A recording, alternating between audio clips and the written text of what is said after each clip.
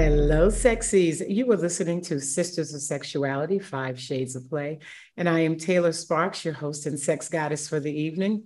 We are here for the purposes of educating, entertaining, and informing you in all areas of sexuality, sexual health, kink, relationships, and the business of sex.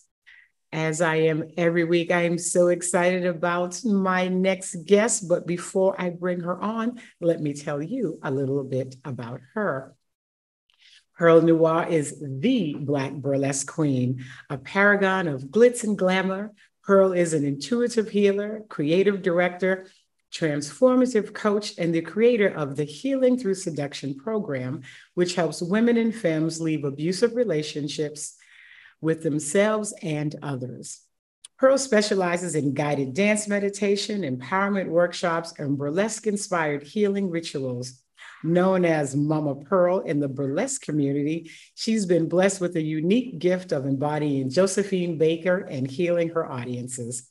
As a visionary, she is also an advocate for people searching for a community to reclaim their bodies and reclaim control over their sensuality.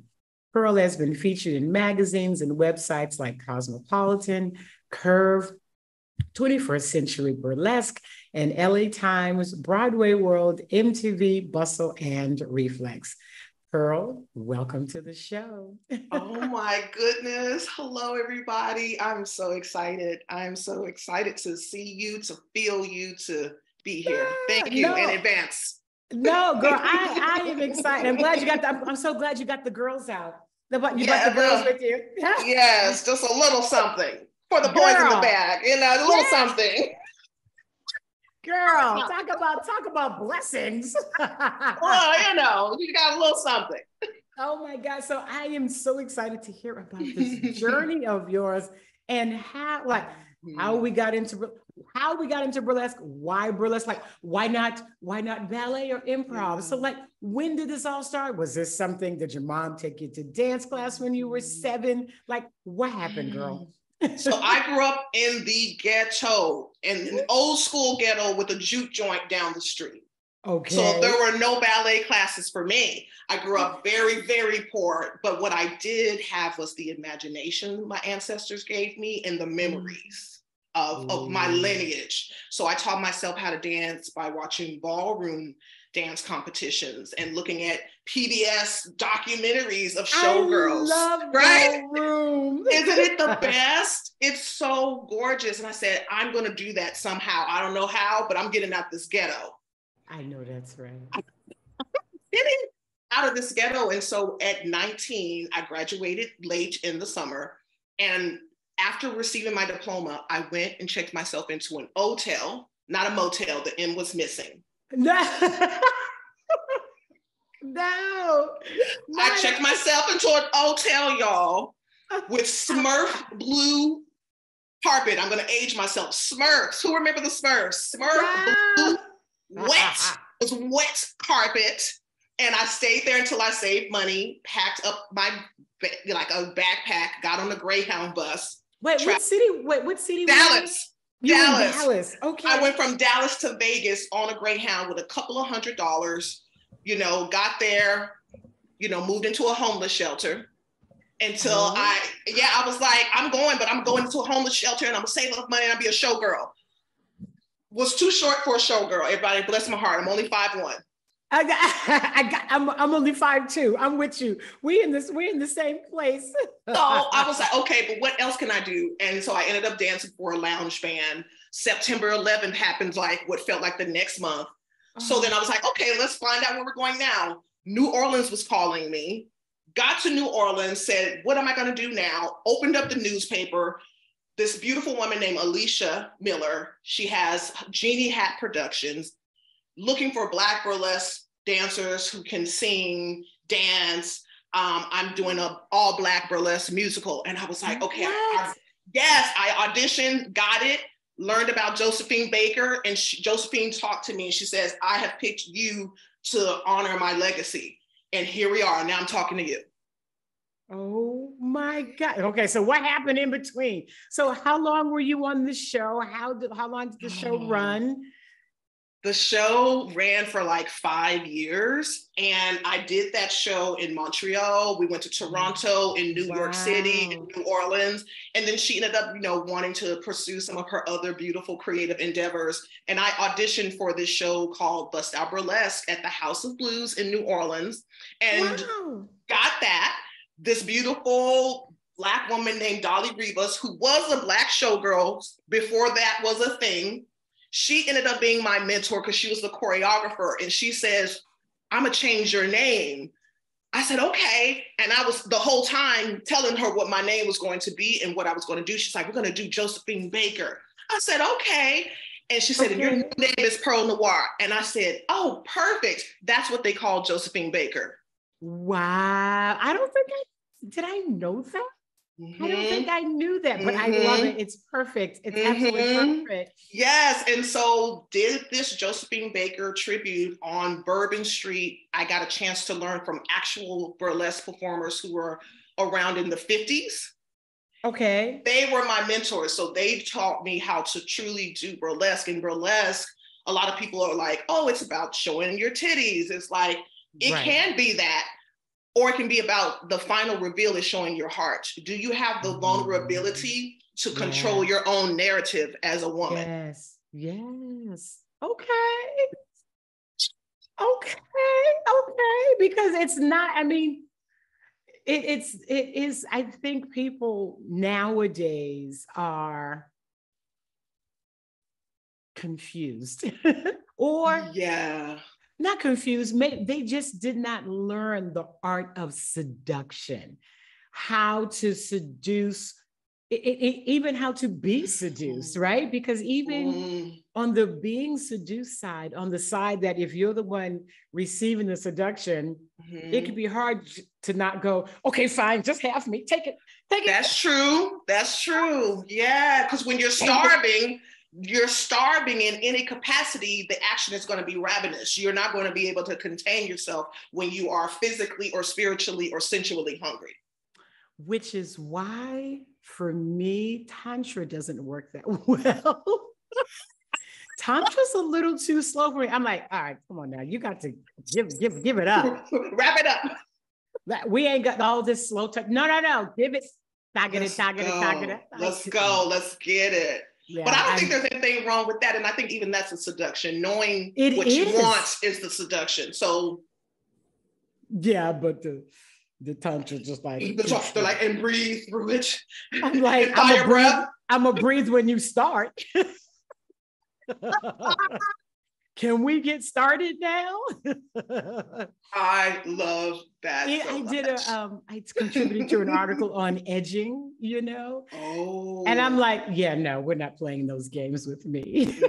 We're not. Yeah, I don't really like that. I don't like that either.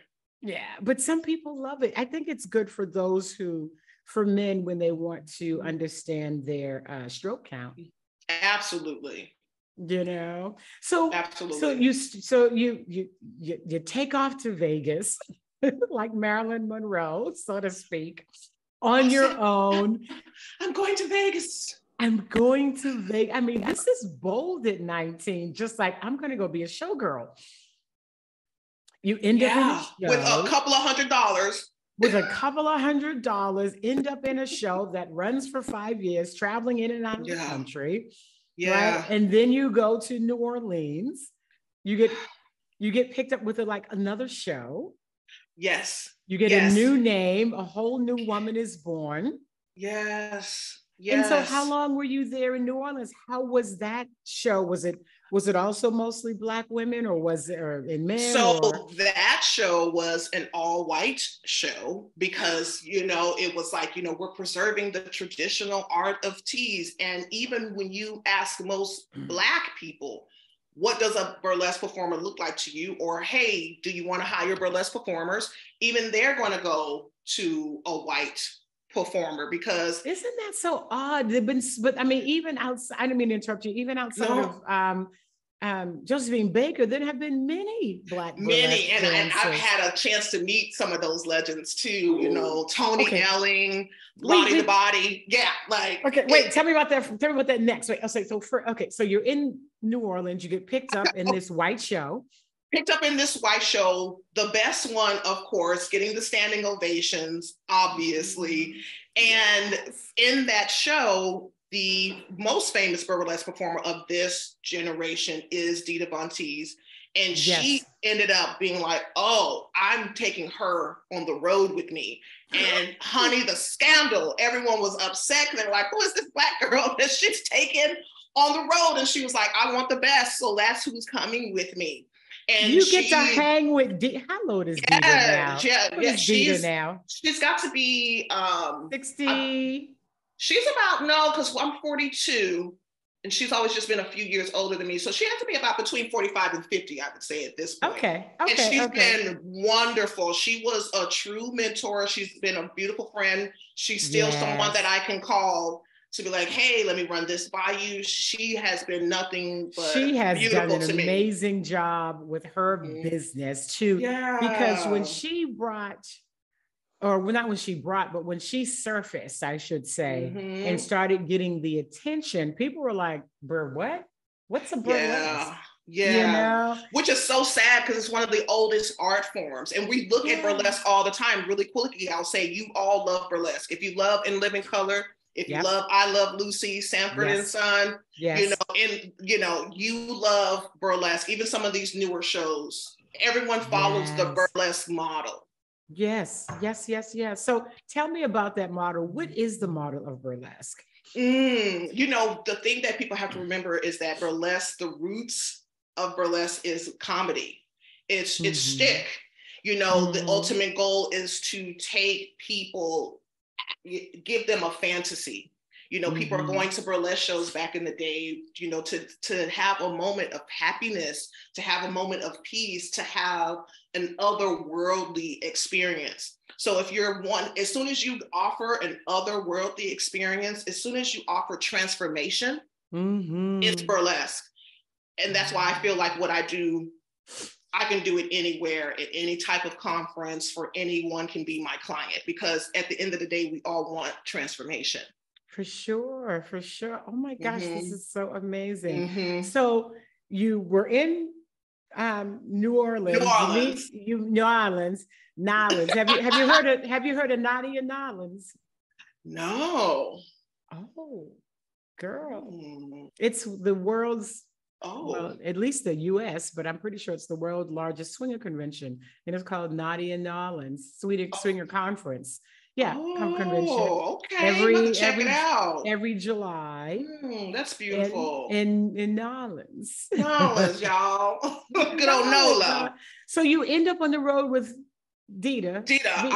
For a year. And then after that, I got picked up to headline a show, do burlesque at the Sydney Opera House. This Black girl. Sydney, Australia? This Black girl. This Black girl right here from the ghetto found herself headlining with Marsha Hines, who's their version of the Diana Ross. She's their Diana Ross. Everybody look her up, Marsha Hines. Yes. The show was called Velvet, and I was brought in to do my stint there.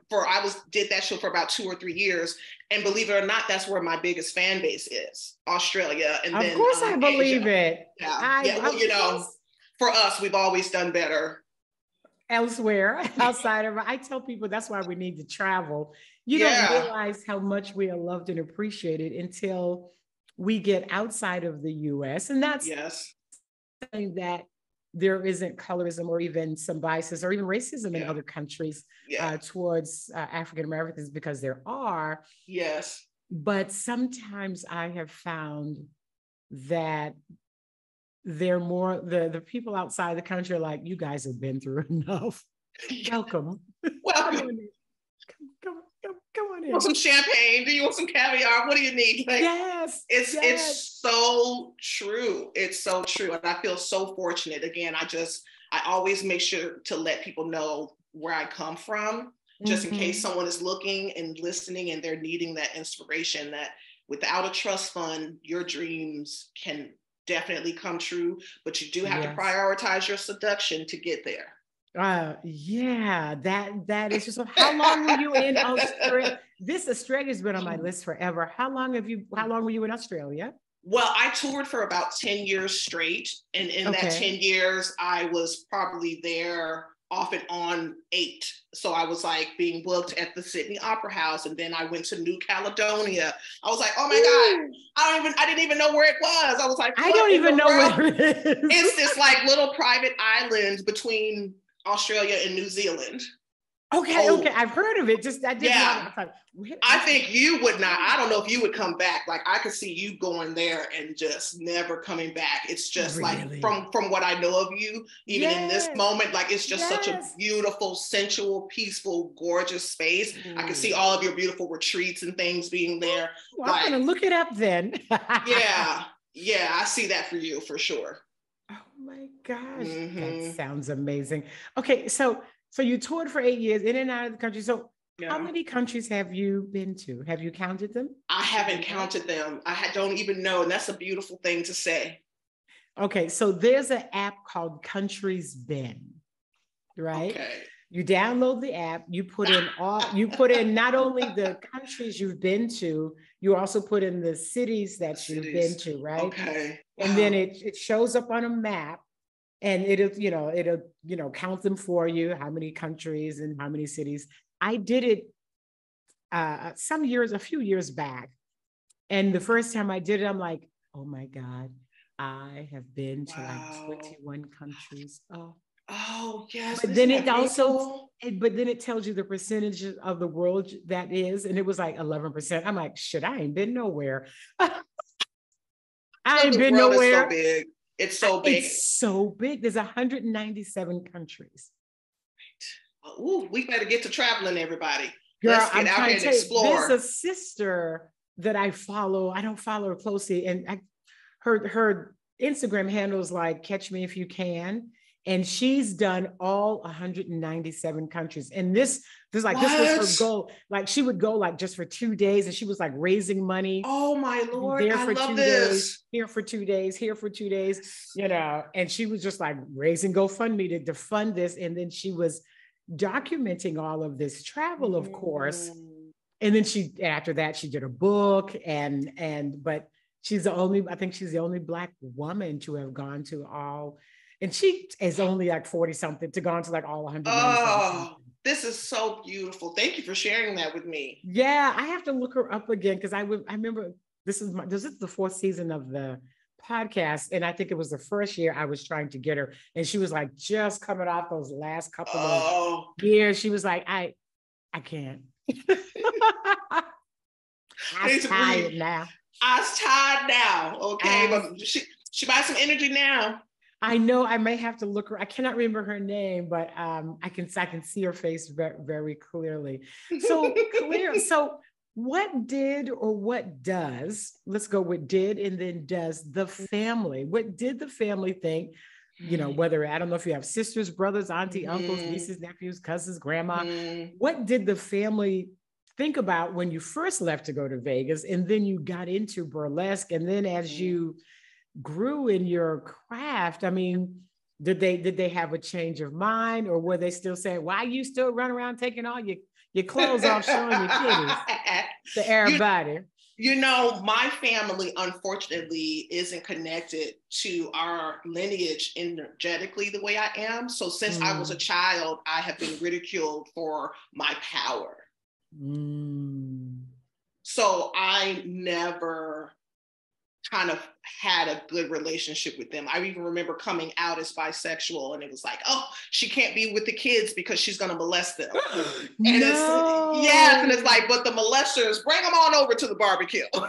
Bring them on in. So for my family, when I did burlesque, they kind of were like, some of them, I had some cousins that were like, yes, my cousin's so cool. Yes. But for the majority of them, they definitely looked their nose down on me and were like, we knew you were always a fast tail girl, and I wasn't having sex. I hate that fast. And I wasn't having sex and things like that. It just was so ridiculous. So, but of course, once they started seeing their success, now it's like, the whole, I always knew you were gonna be. And I'm like, and it was no thanks to your ass. I know that's right. Just so we're clear. Yeah. This success came from my own healing from you fools. Yeah. So, yes. You know, but a lot of my cousins are just so supportive. Mm-hmm. But I still go to family functions fully covered up to try to, you know, make everyone comfortable. You can't cover up them. What do you say? You can't cover up them titties.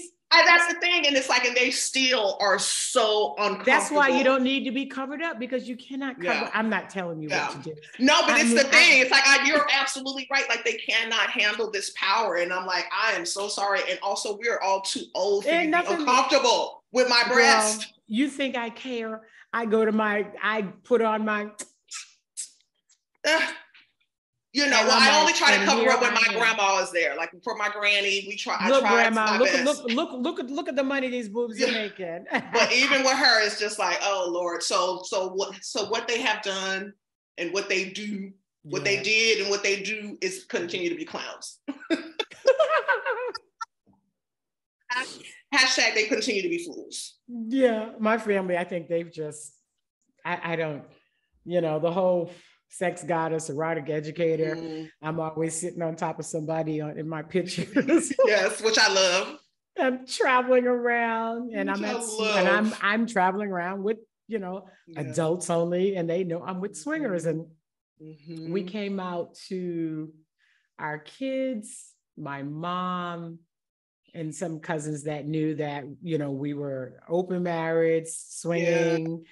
And then I also transitioned into polyamory, and I'm like, you know, and the only reason why we came out, well, I came out, but I came out to the world, and my then husband came out to just the kids and the family, was because as my business grew and I was, you know, like you, getting, you know, a little publicity here and there. And I was afraid my kids were going, and they were adults, they were going to, you know, click on a link and hear me talking about how their parents are swingers and they didn't know already. So we decided to tell them, you know, and it was the best thing. They were like, we figured something was going on. Since we were teenagers, you were saying you should date more than one person. You kept saying polyamory has benefits. I'm like, I did not. I guess you did. Well, you might as well had said that. I'm like, that's not what I said. I just didn't want you to get bogged down in a serious relationship in high school, because you need to focus on your grades and don't be falling in love with the first thing swinging by, talking about, I love you. Like, no. We're going to be together forever. Go to college and have sex with everybody. Yeah. That's everybody you want to have that from you. Yeah, because then, at least in my opinion, if you have sex with, you know, different races, like I forbade my son to date white girls in high school.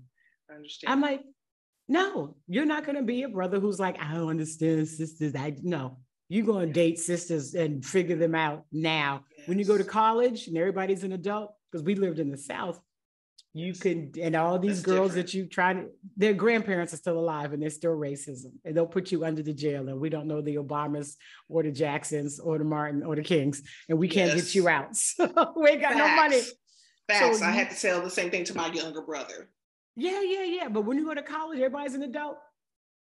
Have at it. Have at it. And, you know, but of course, you know, our son just got married. He's married to a sister. Oh, okay. Whose birthday is just a few days behind mine. She also got locks. Oh, that's always a big deal. Yeah, but my when he was a baby, I nursed my child, and my uncle said, "You're gonna ruin that boy." And of course, his wife was voluptuous like you. I think I ruined him. I nursed him for like 14 months. Oh no, you gave him some proper mothering. He was, but they're having their first baby in next year. Oh, so congratulations. I'm going to be a grandma.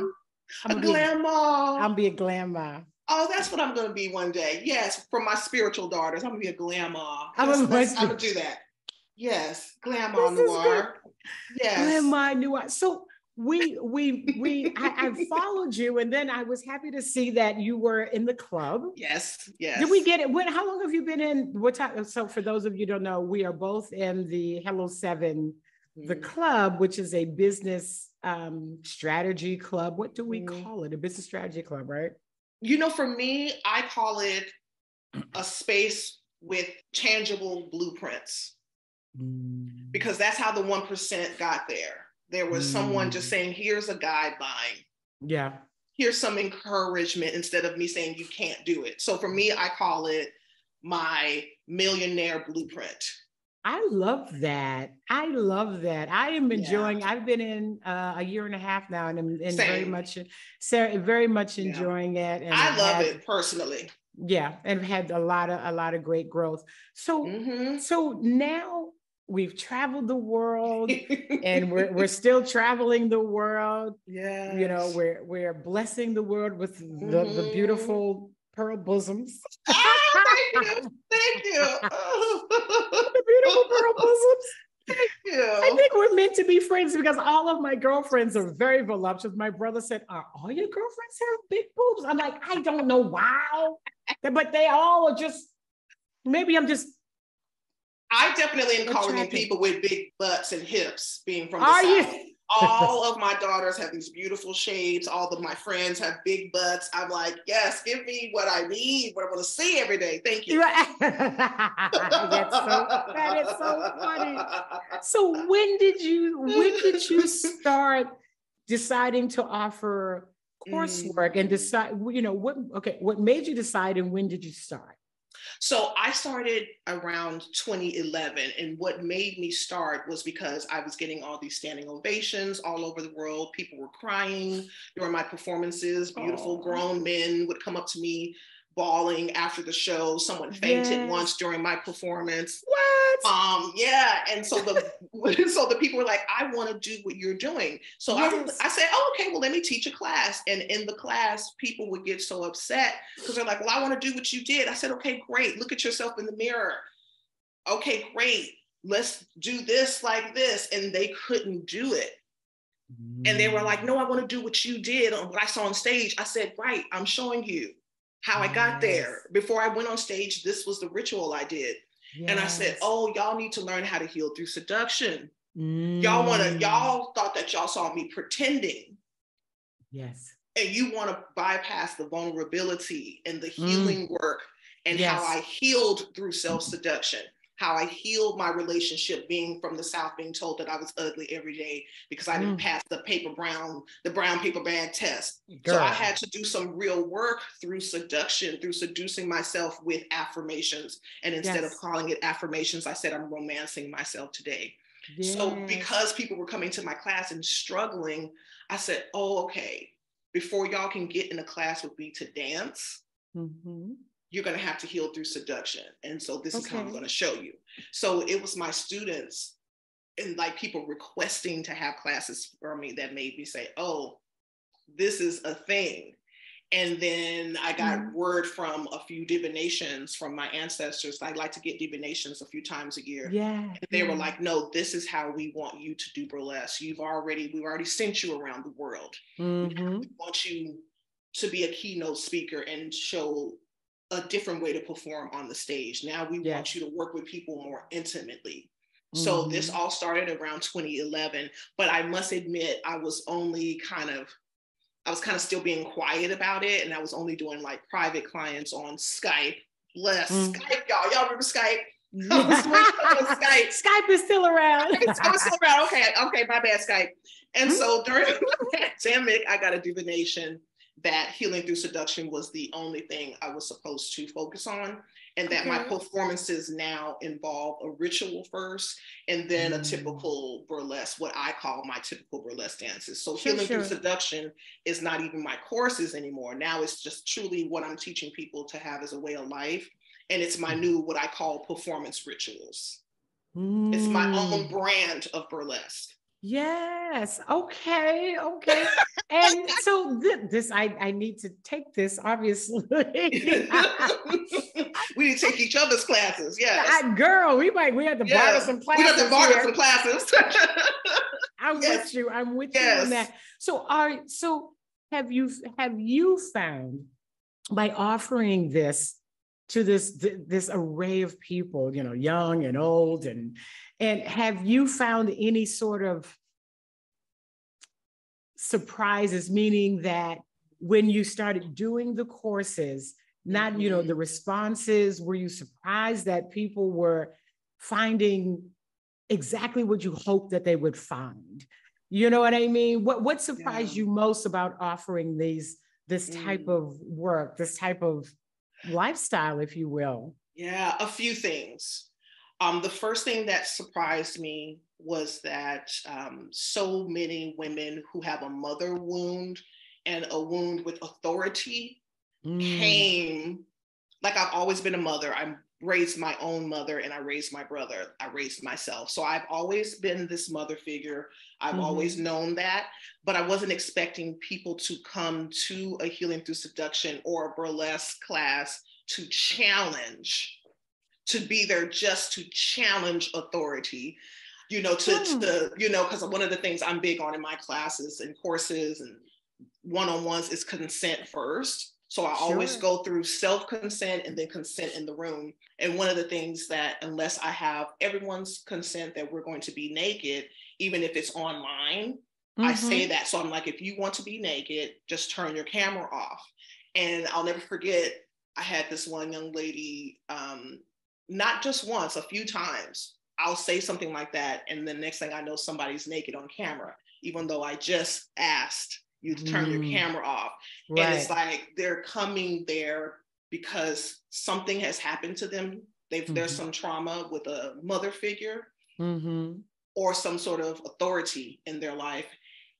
And they need a space to take control back. So I wasn't prepared for people to need Healing Through Seduction to be a space where they take their control back in an unhealthy way. Interesting. Yeah, so that's the one thing. And the other thing that I wasn't prepared for, I didn't know I was going to have to pray and call in Black women to me. How so? So tell me about that. Expound on that. What do you mean by that?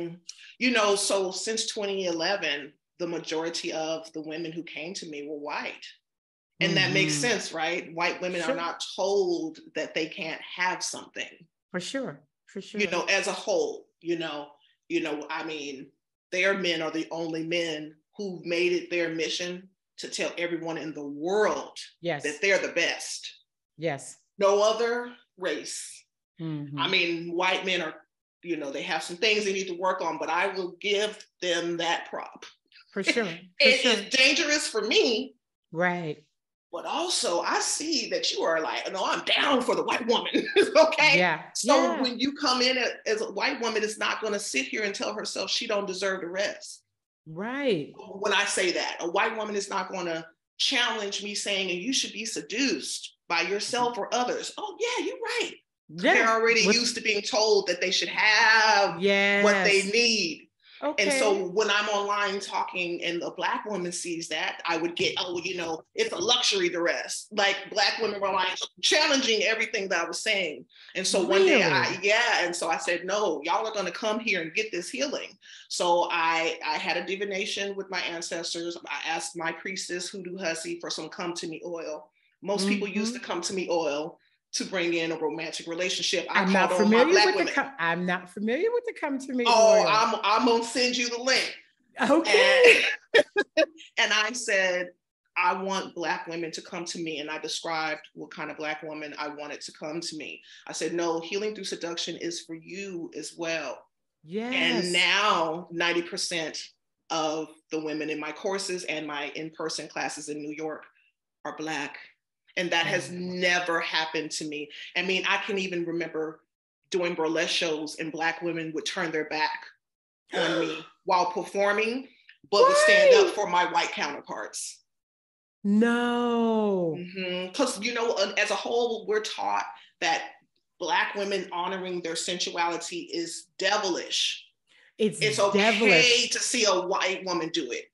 Yeah. And it's like, no, but this is not of the Lord if I'm seeing you do it. You girl, oh my gosh. I mean, so that is, I hope I answered the question. You did. No, you did. And I know in some ways that feeling. And I want to tell you about a book that I'm reading as part of my research. I don't know if you saw, I have a book coming out in the spring. Yes, congratulations. I thank you, an African-American guy. And so part of my research is a book by Professor Diane Stewart, Black Women, Black Love. It's Black Women, Black Love, the war on, I think, African-American relationships, I think is what it's called. But it's the war that the white man, the white woman, the white society has on our love. Yes. And how the Black women have been constantly blamed for the downfall. But it's an amazing book. I listened to some of her interviews, but yeah, that's one of the things I talk about in my forthcoming book is about the Christianity and how that this Christianity was forced upon us. Yes, it was. And we accepted this, and now we are still perpetrating this bullshit, if you will, that was never ours to begin with. Absolutely not. And this shame, and like you said, made to believe that we are somehow devilish and have the devil in us. When the white people were like, you must have the devil in you because you don't have on a top. First of all, in Africa, it's hot. It's hot. It's hot. You must have the devil in you because I can control the sensations that I'm feeling about you. Right. It's hot, first of all. Second of all, if I got on a damn top, how am I going to feed these babies? I ain't got time for this. They had to feed them children, and it was very, very hot. And it's very, very hot. But you people are fun, because y'all were doing devilish shit and other, but anyway, that's them. We're going to get into them. So this is about us right now. Yeah. So when you had these responses, the good, the amazing, the heartfelt, because when you talk about it, it really gave me goosebumps. I'm like, oh, I feel that so deeply when you touch people in a way that you didn't expect, and then they're touched, and you're like, oh shit, okay, this is literally my path. Yes. And this is all of your path. This Perle, this is you. This is what you were so meant to do. Thank you. And it's amazing. It's just amazing, right? And so you start doing the workshops, you start doing the healing through seduction. You're helping people with their own mother wounds, their own traumas, their own, some of the wounds are self-inflicted, I believe. Yes. Yes, there's always the self-inflicted wounds, right? You know, and sometimes that self-inflicted wound is not being open to who you are. So it's like, I'm coming to this class because I want to get a lover and I want my man to love me more and I want him to be more excited about me. And so then I said, okay, so experience this session how you would like to. And now you're upset. What do you mean? I need you to tell me what to do. No, you don't need me to tell you what to do. You need to listen to what your body is saying. And so sometimes people miss the healing in my sessions because they're like, oh, well, it doesn't look like Sarah next to me, or it doesn't look like Keisha next to me, or I want to sit down, but I feel like I should be dancing. And I'm like, no, if you want to sit down, that's the choice to sit is the healing. Yes. And so it's the thing of so now you're causing your own self-harm because you decided that your body is wrong. You decided that your intuition is wrong in this moment. So you're helping them to learn to listen to their body. Yes, you got to listen to your body at all times. Wow. I don't think, I have some friends that are going through their own issue, physical ailments, and I have found that people have waited too long to listen to their body. Yeah. Yes. And because their body's like, hey, something ain't right. And they're like, that's okay. And their body's like, something ain't right. And they're like, stop bothering me. Yes. Stop bothering me, body. Yes. Right. Yes. And it's like, what is going on? And it's right. Yeah. Oh, this is amazing what you do. I'm just amazing. So now you started the healing on, so you do the online, you do. And then now in New York City, because I got pressured, I got bullied by my community. Bullied by my community. I didn't want to come back outside. They were like, hell, you ain't. Get out here now. We saw you in the studio with your burlesque daughters, and we'd be damned if we don't get any of you in person. So I said, all right. So are you living in New York, or you just I live in New York. I live in New York. My daughter is in Brooklyn. I'm in Bed-Stuy. Oh, you're in Bed-Stuy. Indigo, are you in Bed-Stuy? Yeah. She's in Bed-Stuy. My daughter. I love her name. I have to send it to you. She's a dancer. Yes. She graduated from UArts in dance. She does improv. She's producing now. Yeah. She acts, she sings. She performed on stage in Amsterdam this year in a play. So she's doing her little thing, my daughters. I'm so proud. Yeah. I'm a proud mama. I'm a proud mama. You know, of both my kids. My son's a photographer. He's doing he does culinary photography. He went to school for culinary. Him and his wife went to culinary school. So they're doing good. I'm old enough to be your mother too, but we're not gonna talk about that right now. Well, you look good. You look good, honey. You look good. I have to come to New York, take a class, or I have to get you down here and do something, or we're gonna do something in Puerto Rico for sure. I'm so excited about Puerto Rico. I cannot wait. I am, and because do you know that we have like a little offshoot group like for sex schmillies? Yes, I have. Are you in that group? I'm in the group. I just have had a session every time we're supposed to meet. I'm like, I'm gonna get to a meeting one day. Well, most of us will be in Puerto Rico, so I think we may try to hook up for drinks or something. Please, what day are you arriving? I'm talking all off script here. I'm getting in on that Monday. So what is that? Okay, that's fine. Monday. We'll get there. We'll be there on Monday. So now tell me now. So you're in New York, you're doing live sessions, you're doing online sessions. I saw on your site that you're also doing like healing consultations. Tell me about that. What is that about? Well, because sometimes people are just too shy to be in the group, or you're like me and you always want a VIP experience. Yes. And so what happens in the private consultations is, of course, we meet beforehand so I can really understand what their ultimate goal is. And then I'll, sit with my ancestors, and they usually always give me a beautiful healing, seductive ritual just for them. Perfect. And then if they want, I will either do like a sensual Reiki or like a beautiful groin massage on them, do some sweeping, some energy work on their body. Yes. And then I'll teach them a burlesque routine that they can, use for themselves, a party of one or a million. Yes. And so I think what it is that, people are wanting a day to romance themselves. And a lot of times they don't want to have to compete with the schedule for a group session, or they're shy, or they just want that intimate moment. It's like, in a lot of times, unfortunately, when the people come to me, it's like their one day of the year that they're going to treat themselves. Aww. Yeah, and I say unfortunately because we know it should be more than one day. Sure. Yeah. I give them credit for trying, for at least starting with the one. Yeah. I call it shishi poo poo time. I used to do girlfriend getaways called shishi poo poo time. We act like it's so expensive to take care of ourselves, and it's not. It's more expensive not to. It's more expensive not to. And as a girlfriend used to say, you either pay now or you pay later when your health is bad or your mental health is bad, right? So, and then you're paying lots and lots and lots of money for not taking care of yourself when they could be paying you. Yes.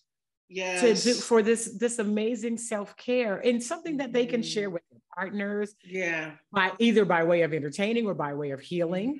It's something that it can be passed along to some way. It's just an amazing gift that someone should, in my opinion, that they should be hiring you, whether coming to your class or definitely doing, the VIP experience, because I say to my clients all the time, you are worth it. Yes. You are totally worth it.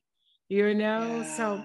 this is, listen, this has been an amazing time. Thank you so much. Thank you, everyone who's listening. I just felt so warm and welcomed. No, I am so like happy to have you here. And tell me, so tell my clients, tell my audience, tell my listeners, what do you have coming up next? Mm-hmm. So I have this beautiful 3-day experience in New York City called the Healing Through Seduction Experience. It's going to be May 25th through 27th. And what it is going to be is 3 days where we commit to seducing ourselves, to romance. You know, we're going to romance ourselves. I have my burlesque daughters coming in to teach classes like, but what about the sex? You know, how to teach you how to I can live teach your that part. Exactly. She's like teaching how to live your life as if you are giving a blowjob. You know, Yes. I have one of my other daughters teaching us really what it means to have a transformative life. Yes. Not experience, but a life. And so there's going to be, you know, these beautiful wellness, healing, transformative burlesque classes. Nice. And then I'm going to end the last day with a private party for everyone. I'm going to bring in my favorite chef. We're going to have a private burlesque show. One of my daughters is going to have a fireside chat where she's going to be introducing everyone to her favorite cigars. And of course, I might have to come up for this.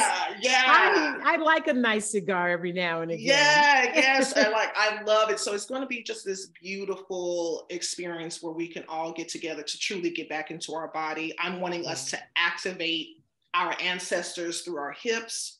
Yes. I want us to activate our ancestors through our hips. I want us to acknowledge that part of ourselves. And I want us to really recharge ourselves so that we stop relying on emotional surrogates to get us through our life. Oh my goodness. Talk about the emotional surrogates, girl. Strike a chord or a pose. Yeah. I don't know what to strike, but strike something with the emotional surrogates. Okay. Yeah, so that is what we're doing May 25th through 27th.